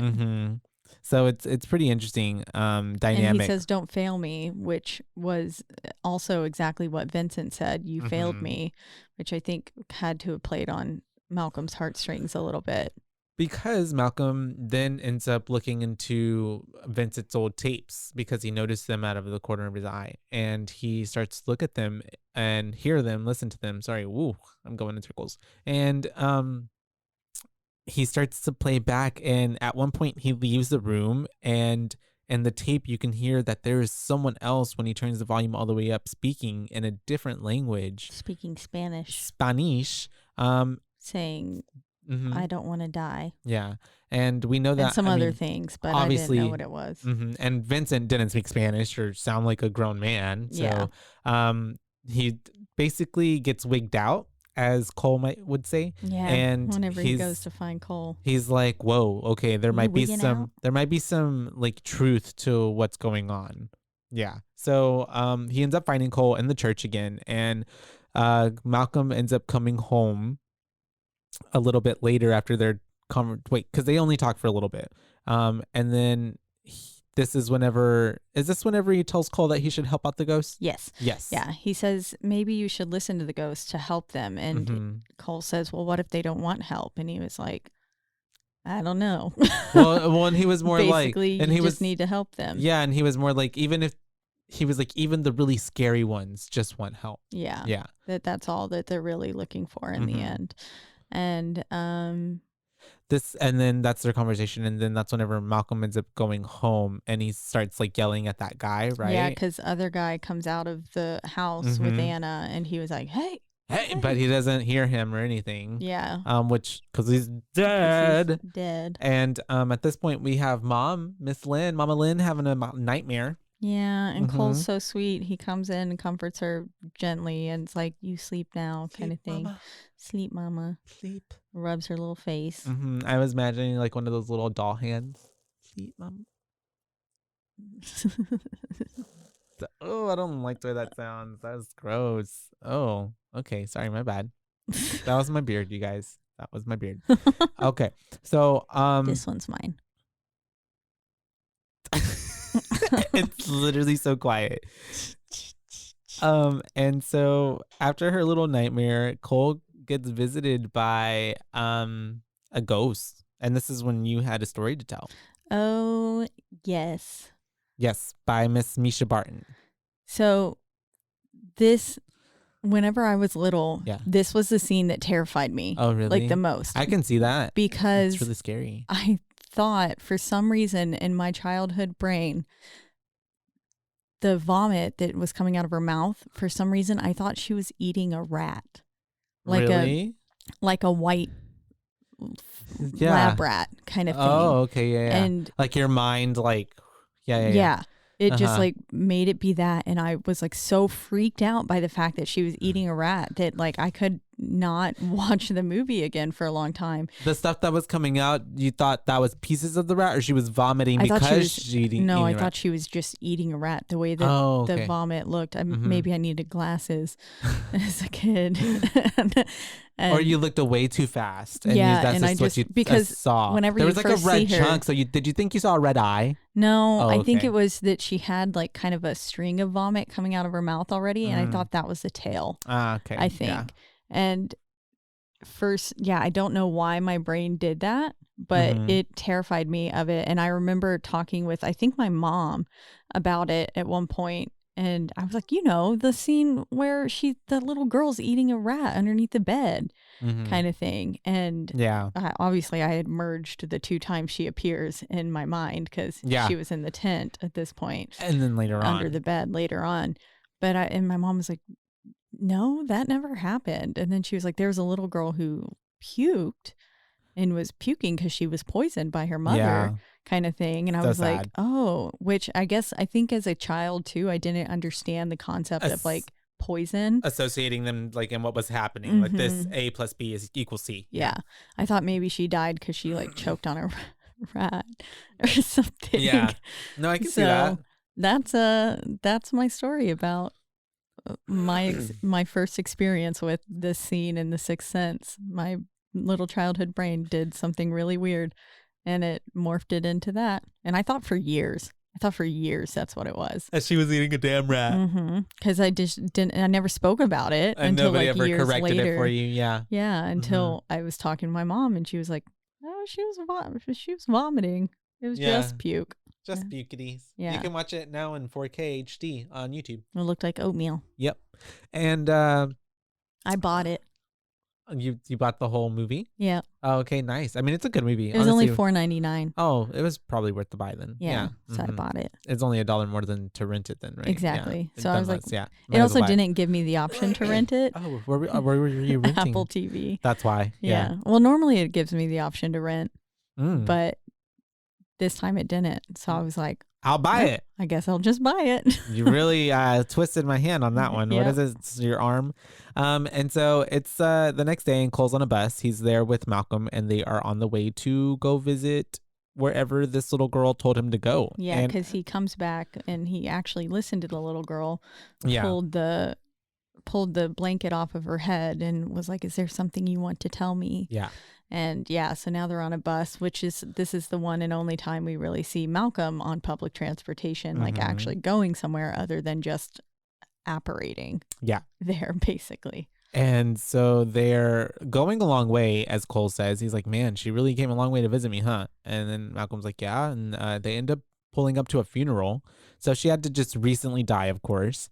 And they go into the house, and I love how, like, it's like, okay, we don't know these people, but we gonna crash it. Yeah. And I'm like, Cole is about to enter the group chat because he's about to go into her bedroom. Yep.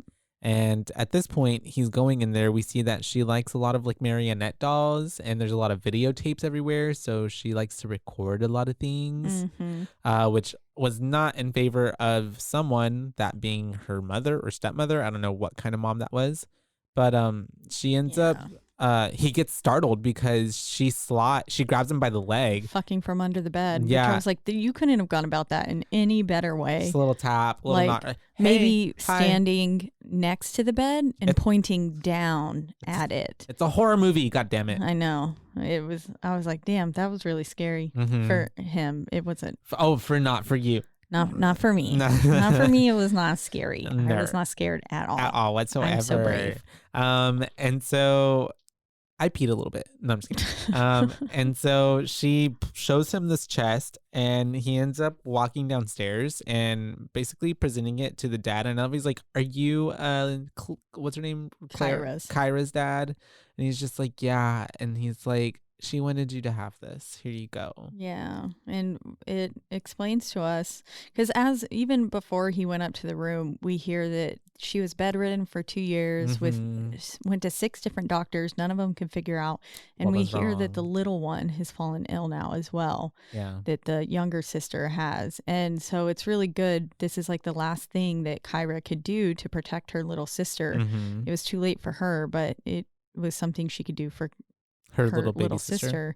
Yeah. And so he hands the tape to the father, and basically we get a video of a mom poisoning her daughter's food. Pretty sad. Saying stuff like, don't you tell me it tastes bad. You know, I don't like it when you say that. And it's like, well probably didn't taste real bad. Got poison, got pine Sol in it. Is that what it was? I think it was somewhere along that line. Some sort of cleaning product. I couldn't tell. I couldn't read the... Yeah, it gave very much like a pine Sol, or like a type of like mopping detergent type of situation that would, like, usually if you read if ingested, call 1-800 Poison-Control super fast. And so the poor kids were being poisoned by their mom, and the dad confronts her, and it's like the whole house is just watching her. Pretty crazy situation. Like, I love, like, that could be like a whole nother movie in itself. I love that he watched the video right then too, and like in the living room or something, everybody like with everyone around him. Yeah, which was good that many people saw it, so they can really, I'm sure, even like if somehow she got a hold of the tape and destroyed it or something, they could still be like, no, we all saw that tape, kind of thing. But it's also just like, that's sad. I think if at my child's funeral, some little kid handed me a box and was like, she wanted you to have this, I'd be like, what the fuck? Yeah, and that's really weird. Also, maybe not watch the video right then. It's really weird. I don't know. Or I'd at least go step aside to a private room and watch it. Yeah. Kind of thing. I don't know. But he didn't. And we get this. And it's good for the story. Cole was outside, and he ended up grabbing one of the marionette dolls for her little sister, because he was like, here, puppet. She said, you know, this was your favorite. You loved this one a lot. And she's like, is Kara coming back? And he's like, nope. Nar. She's not. Sorry. She's dead. She's gone. This whole I keep getting Dead and Gone by T.I. and Justin Timberlake in my head. Do you know what song I'm talking about? No. Oh, I'll play it for you after. Okay. I probably know. Yeah. I probably know it.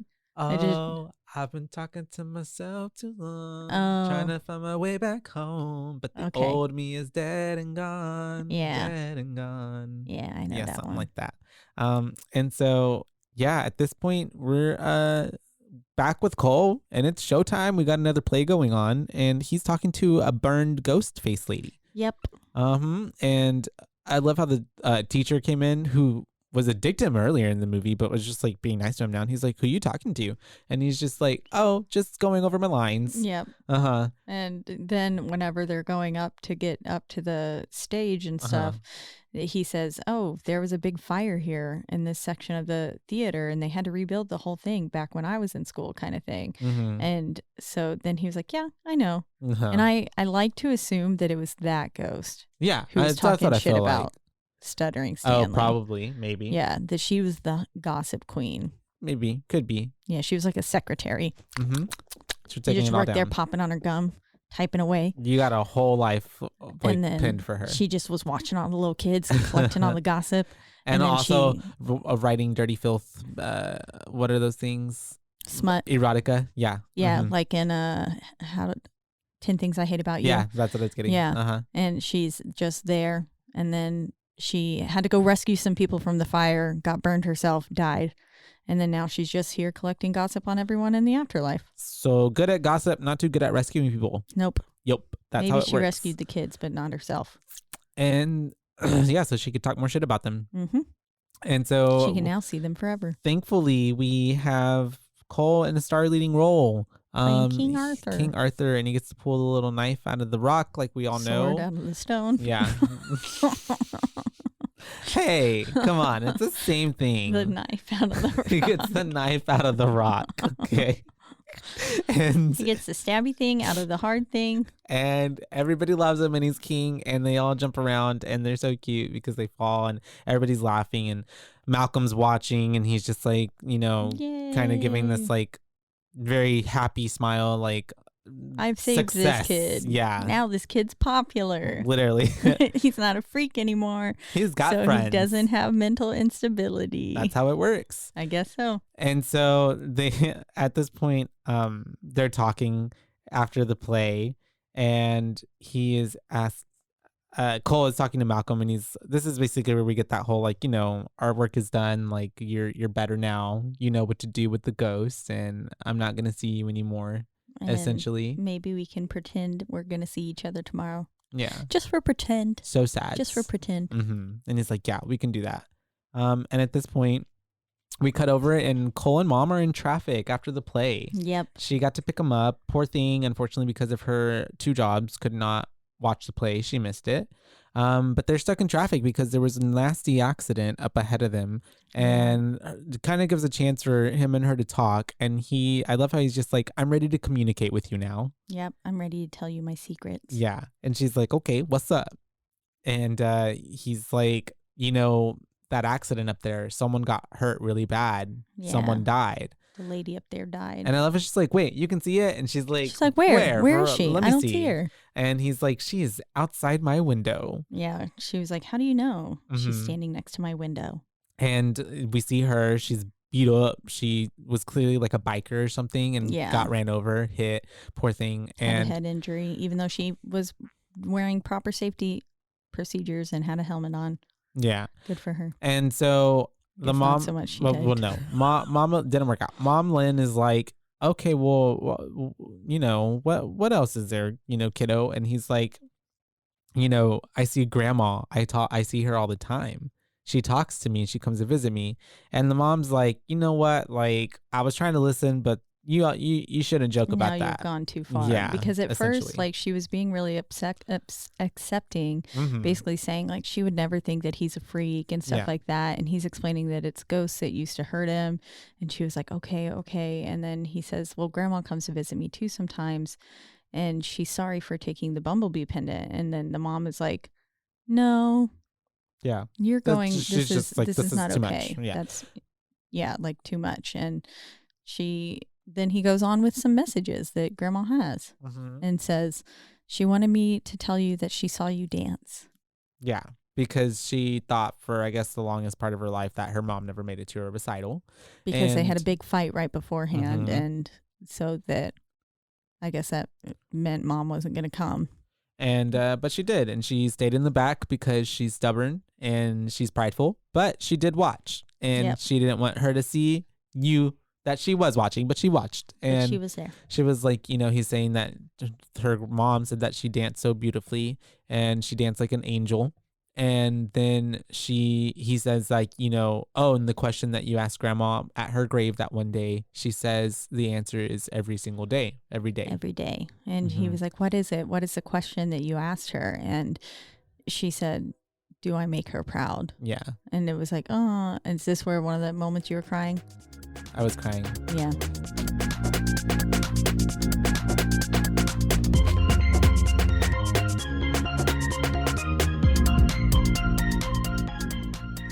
Did you know that dehydration is the leading cause of daytime fatigue? I was shocked to learn that even mild dehydration can cause headaches, muscle weakness, and brain fog. But luckily, there's a solution. Sear. Sear Hydration is an oral rehydration solution that contains the perfect balance of electrolytes and glucose to help your body absorb water and rehydrate quickly. The formula is made with all natural ingredients like coconut water, powder, and pink Himalayan salt and is free from artificial flavors, sweeteners, and preservatives. Sear Hydration is vegan, gluten-free, and non-GMO, making it a great option for anyone with dietary restrictions or preferences. The packets are convenient and easy to use. Just mix with water and drink. They're perfect for on the go, travel, or anytime you need a quick and effective hydration boost.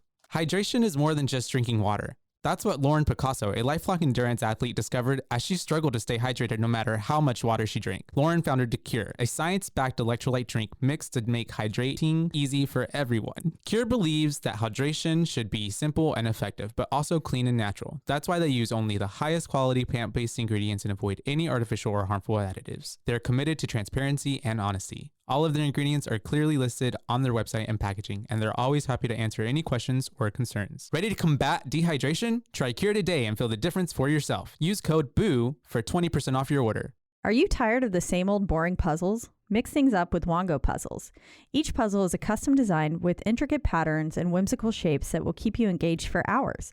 Plus, their eco-friendly materials and commitment to sustainability make Wongo puzzles a guilt-free way to unwind. Wongo puzzles are 100% wooden puzzles, meaning they'll last forever. Each piece is hand-drawn, so no two pieces are the same, and you'll discover some fun, whimsy pieces as you work through it. They come in a custom wooden box, which is perfect for storage and gifting. With stunning design and unique shapes, Wongo puzzles are a cut above the rest. So what are you waiting for? Go to wongopuzzles.com and pick your puzzle today. And be sure to use the promo code BOO and get 10% off of your order. This is the most fun you've had with the puzzle guaranteed or your money back. Go to Wongo, WONGO, puzzles.com and use the code BOO to get 10% off your order and get puzzling right now. Wongo.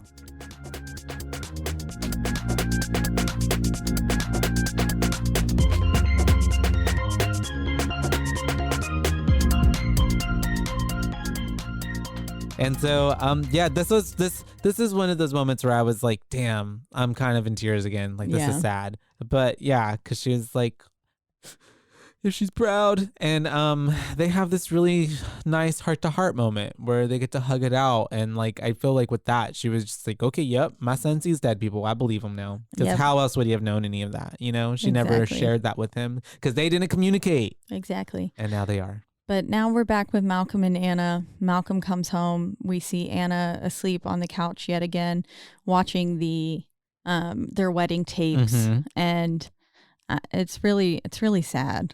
Oh, honestly. it's so sad because at this point he starts talking to her in her sleep, as Malcolm had mentioned to him, like, "Hey, I know when's the best time you can talk to her is when she's asleep because she'll have to listen to you." Yeah, and because I guess he's so in tune with her and like crossing through the threshold of like the ghostly plane in real life, whatever, like she is kind of responding to him like in a way of like, why did you leave? Like, she where'd says, you go? I miss you. Ask, why did you leave me? Yeah. And she drops the ring from her hand. And at this point, this is where we get the realization that he's not been wearing his ring the whole time. He didn't realize he wasn't wearing his ring the whole time.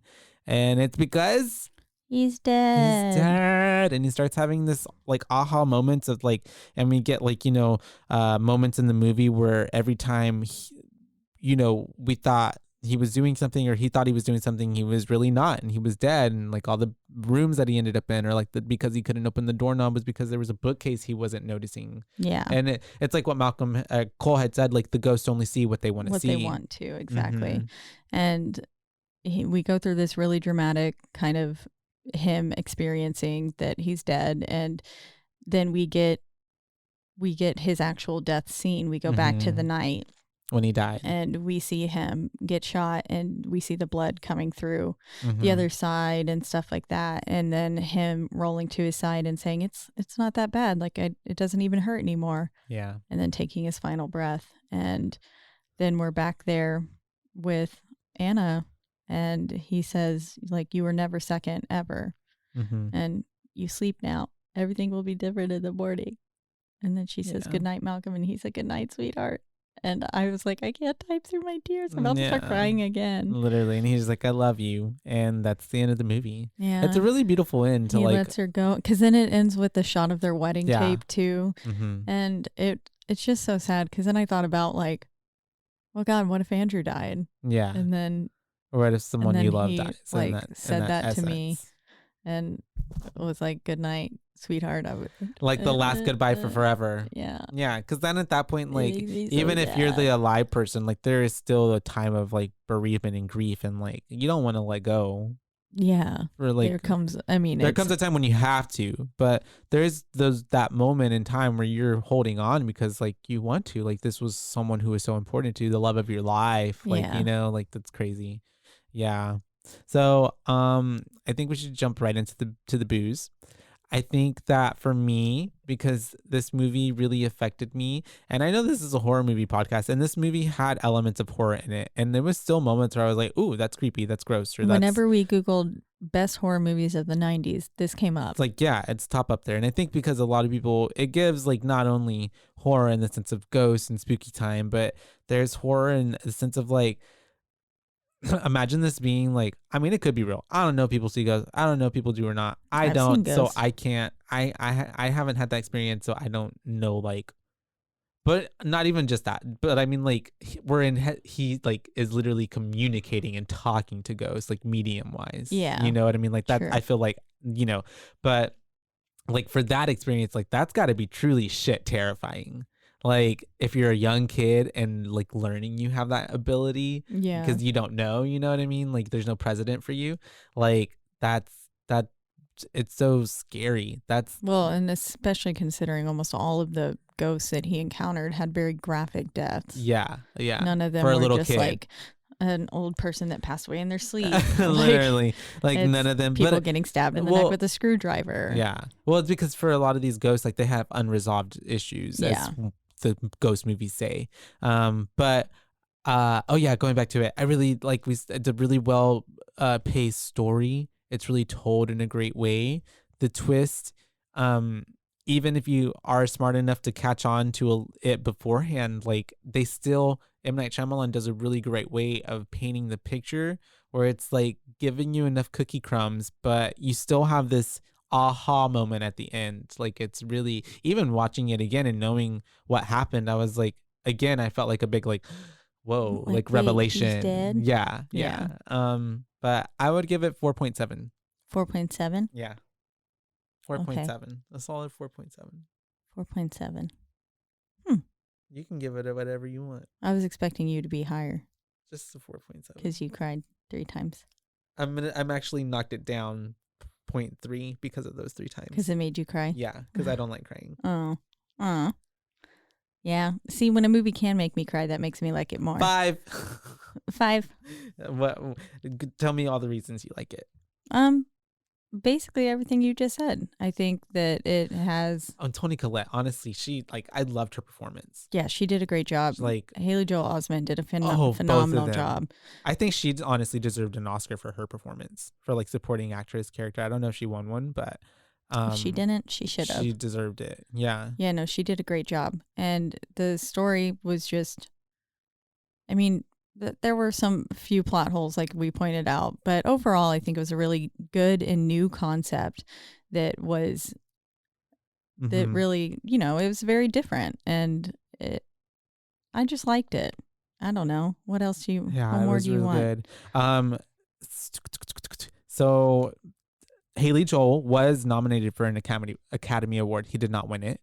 He should have. She wasn't nominated for an Academy, but she was nominated for like the Satellite Awards and a few other awards. She was, nope, never mind. She was nominated for the Academy Award for that one. She did not win it though. Oh. I wonder who she lost to that year. Man, that was good. But anyways, wow. Some fun facts really quick. Tell me. First off, it was filmed in sequence. Reportedly, Haley Joel Osment got the role of Cole for one of 3 reasons. First, he was the best for it. Second, he was the only boy at auditions who wore a tie, which I think they did make such a strong point of him wearing a tie the whole time.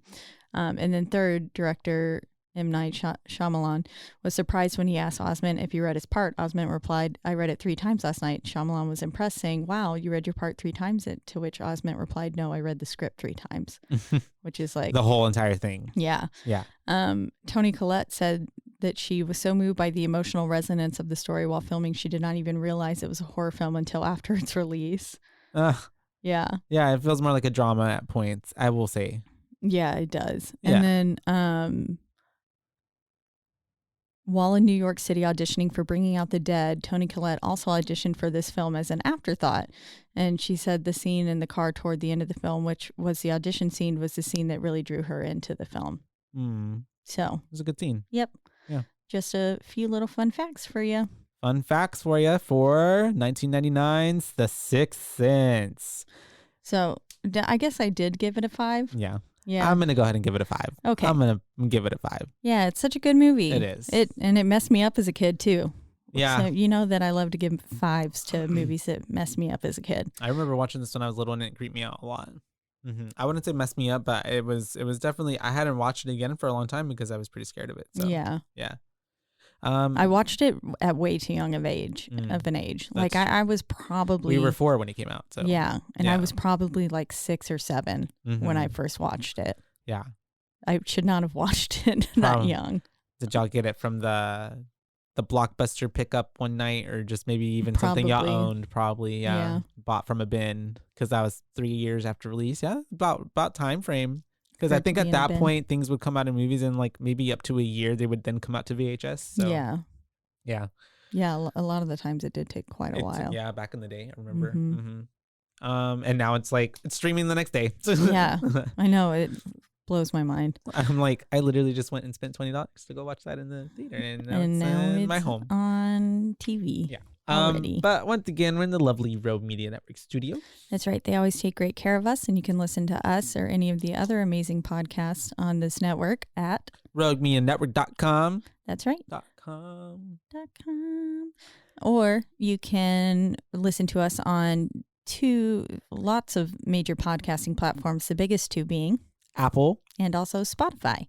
But wherever you do listen, don't forget to rate, review, like, and subscribe. That's right, because that's the only way we can get ahead in this world. And tell your friends. Please. Word of mouth is one of the best ways to spread a podcast, if arguably not the best way to spread a podcast. So tell your friends about us, the ones that you like to talk horror with, and hopefully they will like us too. And then if you want to let us know your thoughts on The Sixth Sense or what you think we should cover for the 2000s, please reach out to us on Instagram, and that is at Boobays Podcast, at BOOBAES, because we're your boobays, not your boo babes. That's right. And until next time, you guys, we'll be back with our decades of horror and with the 2000s. Yes. Yay. Until then, Y2K, baby. Bye, bays.